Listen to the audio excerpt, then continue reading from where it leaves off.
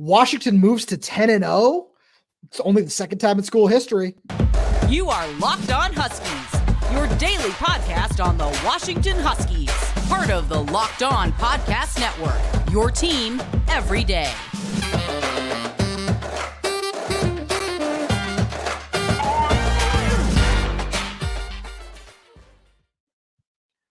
Welcome back into another live edition of Locked On Huskies. I'm Roman Tomashoff. That's Lars Hanson. We write for Inside the Huskies of Fan Nation Sports Illustrated. You can check out all our written work, because we both got a piece up right now, over at si.com/college/Washington. And today's episode is brought to you by Jace Medical. Empower yourself when you purchase a Jace case, providing you with a personal supply of 5 antibiotics that treat 50+ infections. Get yours today at jacemedical.com. That's JASE medical.com. Lars, we are exhausted. We just got back. Traffic delayed the start of our show, but we are here. We are ready to get going. So Washington moves to 10-0. They beat the 18th ranked Utah Utes. They're number 13 on the AP poll, but we go by CFP rankings at this time of the year. What is your first big takeaway from this game? Well, just not to be cheap about it, but just to parlay what I said on Inside the Huskies, I wrote about the defense. And as I texted Alex Markham, who covers Utah for the rival site during his podcast earlier in the week, that was two different defenses between the first half and the second half. Washington allowed 28 points in the first half, nothing in the second half. And not only nothing in terms of points, nothing in terms of yards. They had Utah had 76 total yards of offense in the second half after having 306 in the first half. That, to me, we've been we've been suggesting the in-game adjustments need to happen a little bit more and have those fruits of the labor kind of show, not just like, oh, hey, we made some adjustments. They still got some yards on us and got some points, but we made some adjustments and we're able to hold on. It's like, no, you were able to dominate in the second half. And had it not been for an ill-advised drop of the bag by Alfonso Chupatala, that's potentially a 2-score, 3-score game if it goes the way that we probably think it would have.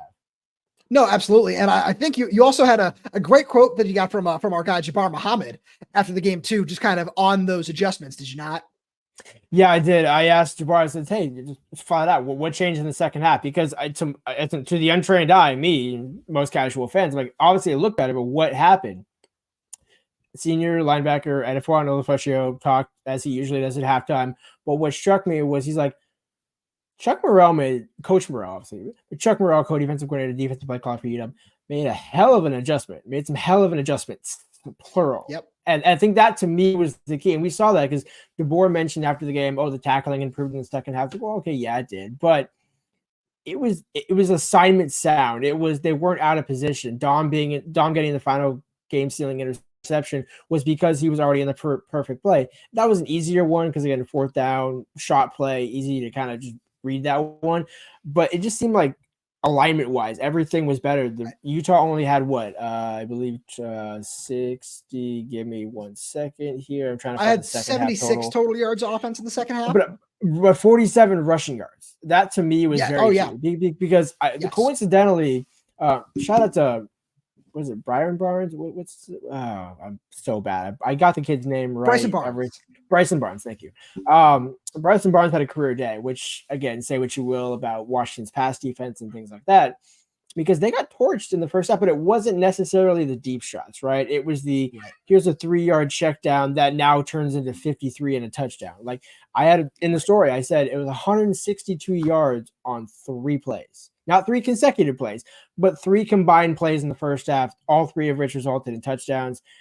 That can't happen. And to Chuck Morrell's credit, to the staff's credit, they changed it. And they didn't allow anything in the second half. And so, again, Utah is obviously not the barn burner of an offense that Oregon will be in the Pac-12 championship or that USC was last week. But with that being said, you still have to win the games and play the teams you're facing. And making those in-game adjustments is promising moving forward, especially with how they're going to close out. And potentially, if you have a rematch in the Pac-12 championship against Oregon, you need to have those changes made. And on time again. Because, again, when you play great teams, and Utah, shout out to Kyle Whittingham.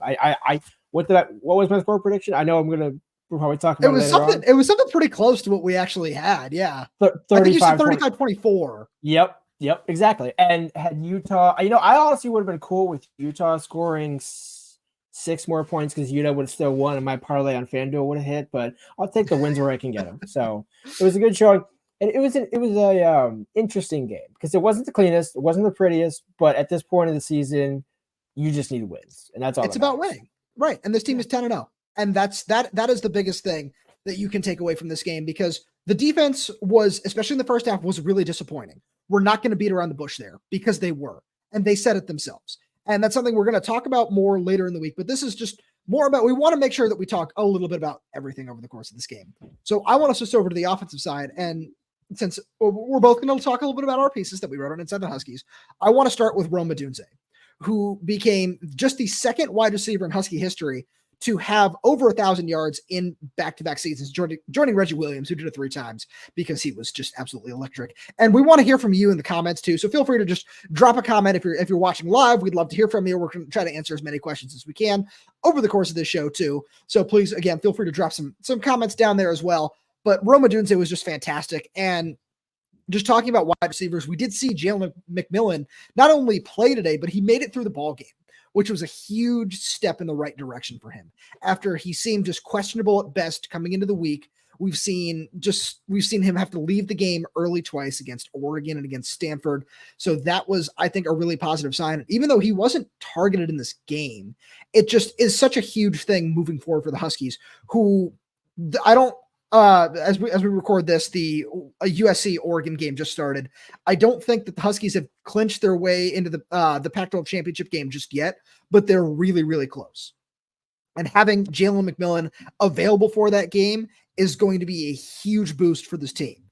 And I think that that's really big. Giles Jackson didn't play today, but it seemed to be more of the preserving the red shirt kind of thing. So he can play next week against Oregon State, which kind of feels likely, and then he probably won't play in the Apple Cup. But again, kind of cross that bridge when we come to it there. But there's a whole lot of excitement around this team, and rightfully so. I kind of want to talk about, do you think that this team once again did enough to move themselves up into the top 4, especially with Florida State squeaking by against Miami, especially with this being UW's 3rd ranked win of the season? But before we do that, we're going to take a quick minute here to talk about our friends over at eBay Motors. Passion, drive, and patience. What brings home the winning trophies, also what keeps your ride or die alive. eBay Motors is everything you need to maintain your vehicle and level it up to peak performance. From superchargers, roof racks, exhaust kits, LED headlights, and more. Whether you're into speed, power, or style, eBay Motors has got you covered. With over 122 million parts for your number one ride or die, you'll always find exactly what you're looking for. And with eBay Guaranteed Fit, your part is guaranteed to fit your ride every time or your money back. Because with eBay Motors, you're burning rubber, not cash. With all the parts you need at the prices you want, it's easy to turn your car into the MVP and bring home that win. Keep your ride or die alive at ebaymotors.com. Eligible items only. Exclusions apply. eBay Guaranteed Fit is only available to U.S. customers. Whew. All right. So, Lars, do you think UW did enough to move themselves into that consideration for number 4? Yeah, I mean, we talked about it as we were leaving the stadium. Both teams had a 7-point win at home. So which one matters more? Which one looks better? Well, when one beat a ranked team, and actually a pretty good ranked team, like let's in fairness to Utah, it's not their healthiest team, but still the top 20 team, top 20 matchup. Miami actually led in the second half briefly against Florida State on a 51-yard field goal to take the 13-10 lead before Florida State came back and won the game. But Florida State gave up 10 points in the second half to Miami, which isn't necessarily that great. Washington didn't give up any in the second half to Utah as a top 20 ranked team. So to me, the resume now gets bolstered if you're Washington. This is the week where I can still see, as much as fans are going to hate it, I can see Washington at 5. But no, absolutely, their case for 4 has been significantly improved. I think that's kind of where I'm at. And the other part of that too is you have to look at, okay, well, who are the other kind of, when you're comparing resumes, Arizona beat Colorado late. They were able to hold on for that win. So that win continues to look better. That was exactly what I was going to say. Oregon State, I believe, beat the brakes off of Stanford, or still they did. Is. Yeah. And I'm not going to touch the other 3-point game in the conference today because I'm not interested in talking about that. But you know that we don't need to victory, go any further into that. That victory over Cal in September, I think, was much like the Michigan State game. It's a wash, right? You know, you beat him off the breaks. The points they got in the second half were pretty much trash, anyways. So really, the season started in October. So look at the wins from October forward. It's Arizona, it's USC, it's Oregon. All those have continued to win, and Washington hasn't lost. Neither with Florida State, to answer your question, right? But which one has looked more convincing? It's Washington. Now it's not far and above clear, right? No, because it's a bunch of one possession games. Yep. But the ranked wins, the resume, it's all better. And because this game against I don't know what that look is. I kind of want this live update here. Did you see the Arizona State UCLA score? I actually did not. It's halftime. What's your guess? What's your guess? And then I'll tell you. I'm gonna go 27-0 Arizona State. What you got? Okay, so you're right in the winner and on a 0, but it's 3-0 Arizona State at half. Oh, okay. But that's still something. 3-0. Yeah, that's. I mean, hey, UCLA is having some problems at quarterback, but I think that because the point I really wanted to make is this game against Oregon State just got a whole lot bigger. And our buddy Spencer McLaughlin made a good point on Twitter that game day should be there. They're going to James Madison, which is cool. That's a great story. But this game is going to be huge. And this is still Lars, as I said. And you know, we'll make our predictions over the course of the week. But this was the one loss that I had on the schedule coming into the year because it felt like this is what was going to happen. But this is going to be a really good team. And I'm not saying the Huskies are going to lose this coming week. I want to make that perfectly clear. I'm not saying that. But this is going to be a really, really tough game. And if the Huskies can find a way to go into Reser next week and win and be 11-0 and have 4 ranked wins on their schedule, you cannot leave them out of the top 4. You absolutely cannot. I don't care that Michigan and Ohio State play the week after. You can't do that. That's just malpractice at that point to just ignore everything the Huskies are doing and leave Florida State in a weak ACC in over the Huskies. That's just insane. I mean, you can make a case they can be 2-1 if they beat Oregon State. Absolutely. Because that's 3-2-1. Because again, it also depends on how all the other teams do. But that would be 4 ranked wins, you said, or 5? That would be 4. Yeah. 4. But either way. Because we can talk about Arizona and keep going down that road. Right. But to your point, it's like that resume, find me a better one in the country. I mean, Michigan they're playing people now, but they truly haven't played anybody up to this point, right? This is their only real game that they've had. And Ohio State probably has the best resume of the 4. Ohio State, yeah, Georgia with their play today is still right up there. But Washington needs to be in this conversation more than it is. And one thing that I saw, I think it was Brett McMurphy who put it out there earlier, said, missing players and coaches are now going to be taken into account a little bit more by the CFP committee. Okay, then Washington needs a huge boost after, they're missing just at least 4 or 5 starters on this team. And that's not to mention guys who have just missed time this year too. Right. Well, I think more so with that one, I think you'd probably throw in Jalen and you would throw in Asa Turner because it's hard to factor in. No disrespect to Mateo Melee, right? But Parker Brailsford almost seems like the guy who's been starting at center because of how early the injury happened to Mateo. But you can also talk about like Cam Davis though in that vein, even though like we kind of talked about Dillon Johnson, probably like, that being a 1A, 1B kind of thing, but it's still notable. Right, exactly. And I mean, we're just kind of splitting hairs at that point. But yeah, certainly, to your point, but Washington has a number. It's not like the health. If they were like at full strength, Washington's probably the number 1 team in the country. I don't disagree. The defense needs to improve. And we've seen a lot of like the YouTube comments that say, oh, this team shouldn't even be considered because the defense isn't good. The defense is doing enough. But you have something you want to say, please. Well, so I'm just going to peel back the curtain and hopefully he doesn't get mad at me for this, but UW legend Trent McDuffie, former cornerback, was at the game today. Current Kansas City Chiefs player. We had a fantastic interaction with Trent. You did for sure. I was just catching up with the old boy. I was just having a good time, cutting it up. That was great. And just, asking him how it's like to be back in Seattle, killing it in the league, all that stuff. Love Trent. I asked him jokingly, do you have any eligibility left in the first half?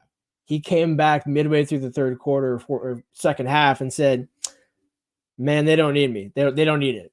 And I think that's a pretty big, again, certainly it's not to Trent's level, right? I mean, Jabbar is, and Mish is, and I'm going to throw Dom in there because it wasn't a great game, but he made the plays when he had to today. That said, that's a pretty big boost for Utah, right? Because Absolutely. I mean, a couple of weeks ago, Kevin King, another former safety, was like, hey, we might need Jimmy Lake back on the staff. And it's like, okay, time out real quick. Let's circle back and say, which one do you want? But more importantly, there's a factor here where Elijah Jackson had an up and down game. Right. Thaddeus Dixon had an up and down game. It's that second cornerback spot where I almost wonder, is Mish, I know at this point of the season, you're not going to do it, but Mish moving back out to outside corner to lock down. No, they wouldn't. No, I'm not saying they're going to. I'm saying, right, had you came into the season and put Mish at outside and put Dom at Husky, or left Dom at Husky and push Mish out to the other side, you'd have two lockdown corners and three pretty solid starting defensive backs, in my opinion. I love Mish. I don't think he has the speed to hang on the outside with some of these dudes that are out there. That's my biggest thing. He's also such a good run defender, which we've seen time and time again, which is one of the reasons that, I like him so much at Husky spot. And we've seen a lot of missed tackles on this defense. The missed tackles are insanely frustrating. It showed up a lot in the first half. That was one of the things that we didn't really see very much in the second half too. The missed tackles were negated a ton, which was great to see. But then in that same vein, like taking him out of that slot just kind of really does take away one of your better run defenders in the secondary. Right. And the only acceptable move is to move him to safety, which they have at times, similar to what they've done with Jabbar, where they've kind of moved Jabbar around to different slotted positions, but still kept him as the outside guy. Right. But I think moving forward, that's still a concern of mine for even, years to come, where you need to lock down corners. And we both like Thaddeus and Elijah, but they're not there yet. Just flat out, they're not there yet. And that's the thing where we talked to Jabbar Muhammad, or I know I did a couple of weeks ago, and he mentioned, and I wanted to ask him about some of these younger corners, about Caleb Presley, Leroy Bryant, Curly Reed, those kinds of guys. And he said, no, those guys they're coming along really well. And Chuck Morrell said it in his press conferences last week that they're not ready for this moment yet. And that's a fair statement. I think that's a totally fair statement to make, because if you're recruiting at that level where it's 2 4-stars and a high 3-star, that's good. That's a good recruiting class. You like that, but they still need time to develop. You don't have a guy like, and this is a guy we're going to talk about a lot on the show over the coming year, like 5-star corner Dijon Lee. There isn't that guy yet. Maybe they can get a guy like that, but he's not there just yet. The Curly Reeds, the Caleb Presleys, the Roy Bryants, they're really, really talented. They're exciting. They have a lot of upside in this system and in this program. But they're not ready yet, and you kind of have to be patient, which is why it was so huge to go get a Jabbar Muhammad out of the transfer portal, where he's a dude who can still lock down one side, because he was excellent, as he always is again today. We didn't really see the ball come his way very often. But you need to just kind of keep developing, and I feel like next year might be really, really different in the defensive backfield. Oh, it'll certainly be different, but to your point about Jabbar, he had a ringing endorsement for any cornerback that enters the portal. He said, this is why you come to Washington. This is why you come to Washington, these big-time games. And if you're an established starter somewhere else and you're just looking to join a good team and kind of almost like Dillon Johnson, be that cherry on top, right, where you already got Penix, right, you got the best trio of receivers in the country, pretty solid tight end room that now that we've seen the season, Scott Huff killing of the offensive line. Just that last little piece, because like, again, how many times was I beating the drum for Dillon Johnson to get more carries this season, even going before Arizona State? And after Arizona State was the Grand Canyon in every conceivable way. Are you saying that because it's in Arizona? Actually, I didn't even mean to do that. I did not even mean to do that. But I just wanted to point it out. But the game was at Husky Stadium, so thank God it wasn't in Arizona, because then I would have really walked myself down that trail. But because of that, ever since then, he had 90, 100, 190, 256, and now 100 again today. Like, they need that balance, because Penix, if he is forced to carry this team, not that he can't, but we've seen certainly on drives where, teams are zeroing in. And I mean, they got a lot of pressure up the middle again today, that's a really good point. I have a whole bunch of thoughts that I want to get to on that, just especially on Dillon Johnson. I know I put a good Dillon Johnson factoid out there on Twitter, but we're going to take a quick break here because we've got to take a minute to shout out our friends over at Jace Medical. We spend a lot of time talking together, you and I. We get fired up together on wins like today and losses, who starts and who sits. I'm thankful for that connection that we have. And today I want our chat to be a little bit more personal because there are so many things going on in this world with, natural disasters and supply chain shortages. And you need to make sure that you're covered with your medications. And, you can refill, you can get 1 year supplies on your medications, which is possible through our friends at Jace Medical. You can go online right now at jacemedical.com to receive your 12-month supply on your daily medication. Remember to use promo code LOCKEDON at checkout for a discount as well. A verified customer had this to say about Jace. I am thankful for this service. Supply chain issues caused me to cut pills in half in order to have it. I ordered most of my daily meds with a year supply. I also ordered the antibiotic kit. I feel secure now. Prices are lower than local pharmacies, and I highly recommend this for everyone. If you or someone you love would like to get some peace of mind by having your supply of any daily medication, go to jacemedical.com to see if it's offered for you. Remember to use the promo code LOCKEDON for $20 off your purchase. All right, well, I teased a little Dillon Johnson stat here. Lars, you talked about Dillon Johnson and banging the drum to get him more carries, and in the biggest moments this year, Ryan Grubb has done just that. Dillon Johnson has rushed for 100 or more yards this season 3 times. Washington has 3 ranked wins.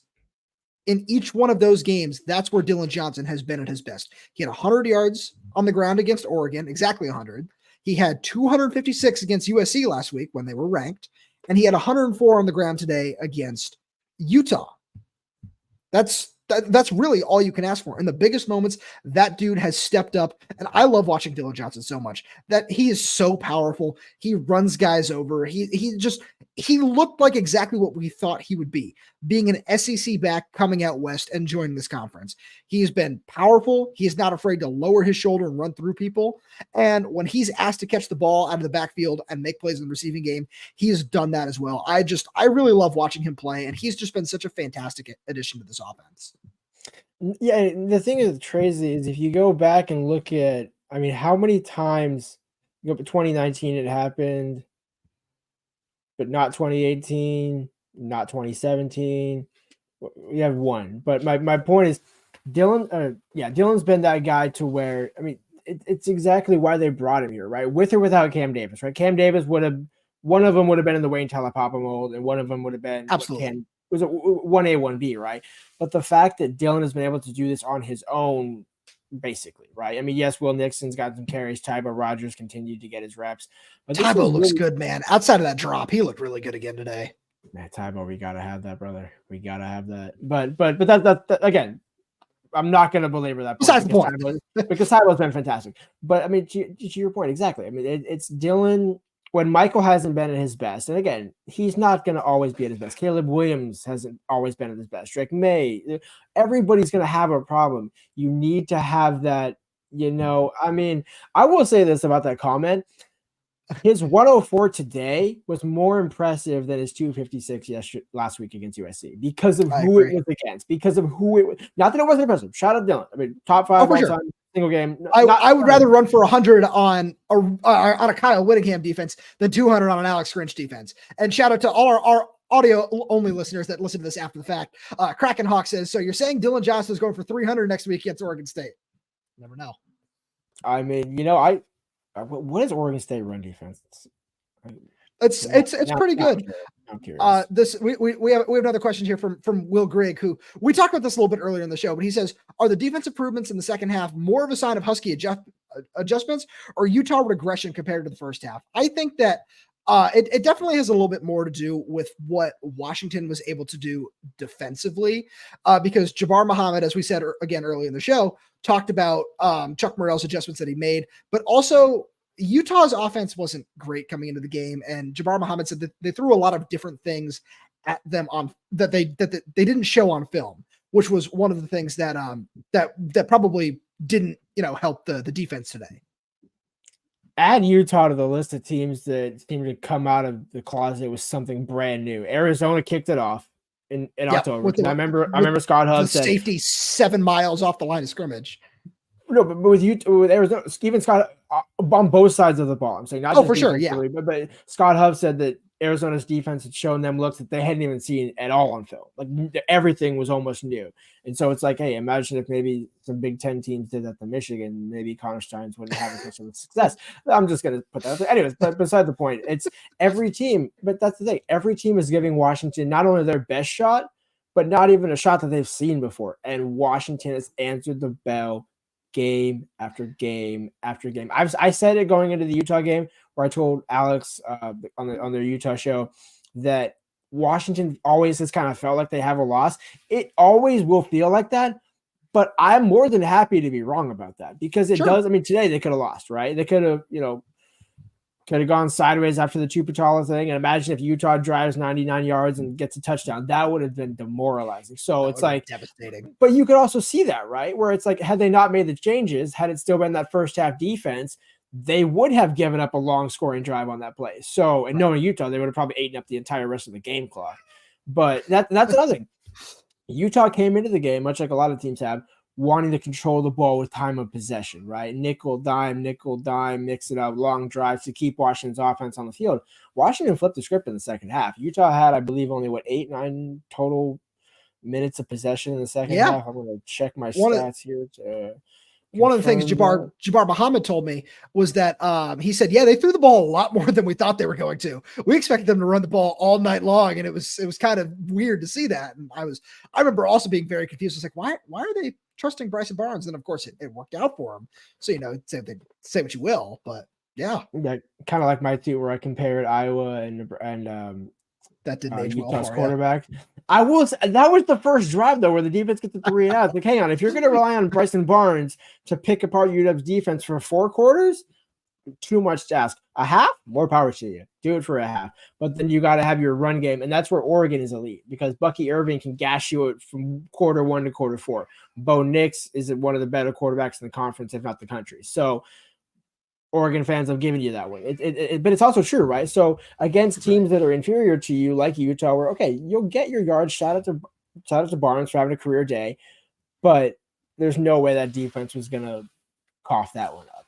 This defense seems to have a different kind of character in the second half of the season than when they started out. Because, Cal, again, in second and third stringers, but again, the mentality of this team, almost, in a way, it almost seems like Eddie is the guy that's kind of at the top of it, but all of them share his mindset where I don't want to lose again as a Husky. I went through 2021 and 2020 where I didn't have a full season and I lost way more than I should have in 21. I'm not losing again. It's over. We lost to Arizona State and Utah last year, or UCLA last year. I don't want to lose again. We're not going to lose again. And they're good enough not to, right? They're good enough not to. They're not necessarily at the point where they were early in the season where they're putting teams away. They didn't put Utah away. No, they could have. They had a couple opportunities to. And that's why I think next weekend at Reser Stadium, if you can yes, I did. Alex was questioning whether or not I predicted the score correctly, and I said I almost did. But you're close. I mean, man, that was after my clunker against Arizona State. I kind of needed to come back, so this was a good one for me. That's true. But again, if you're able to beat Oregon State and you reach by 2 touchdowns or more, that should move you to number 1 in the country. That would be gigantic. And I don't see why they couldn't with this team. So, why not? I want to point out something because it plays perfectly off what you're saying. Because we talked about the games that they lost last year. When we talked to our good buddy Tony Castricone earlier in the week, one of the things that he talked about was how good this coaching staff is at just making sure these players are resilient and making sure these players keep fighting and keep doing what they're doing. And we saw that today. We saw just how impactful this coaching staff is, especially and it all starts with Kalen DeBoer, because people are going to bag, especially on the defensive staff. And there were a lot of big disappointments from the defensive staff today, rightfully so. We're not knocking that. I don't want to see all the people in the comments just saying, they're not being critical of these people. No, it's not that. But they made adjustments they needed to. They found ways to stay resilient and just keep fighting, and they held on for a win. They did it again. And that's the difference between this year and last year. This coaching staff is now experienced in the Power 5. They know exactly what it takes to win games, and week in and week out, no matter the score, no matter what the flow of the game is, they have found a way to win. And I think moving forward, because again, we're still talking about this season, but I think for Chuck Merrill and Williams, the co-defensive coordinators for UW, seeing the adjustments they made this season will get better players from the portal moving into next season. And I think that, so when you're getting a B+ in Jabbar, you'll get an A next year at cornerback. Because you're probably bringing in a quarterback transfer. Let's be real here, right? Because otherwise you're starting. If Jabbar leaves, you're starting Elijah, Thaddeus, Leroy, and Javion Green or a freshman. Yeah. So they're good players, right? You want to develop your players, but you need that lockdown guy on the other side. And so they're certainly going to go out and get. And this was, Jabbar ringing endorsement, as I said. Oh, absolutely. As much as we love doing these live shows, we appreciate everybody on their comments. It's probably time to wrap this one up as we are absolutely exhausted. And to everybody who tuned in, thank you so much. The comments were awesome once again, just like they were last year after the USC game. Thank you so much for that. If you're new to the channel, this is your first time here, welcome. We really appreciate you having you here. Please feel free to hit that subscribe button. It's super easy. Leave us a 5-star review, like the video, do all those things. And it's super easy. If you want to listen to us audio only, you can do that too. There are so many easy ways to find the show. We're everywhere. YouTube, Spotify, Apple Music, Amazon Music. We are there. We are everywhere. Again, please remember to subscribe to the channel so you never miss something from us. Like the video, leave us a 5-star review on audio, leave us a comment down in the video description. We'll try to get back to as many of you as possibly can. Follow us on Twitter, follow Locked On Huskies on Twitter, and we will talk to you all on Monday morning.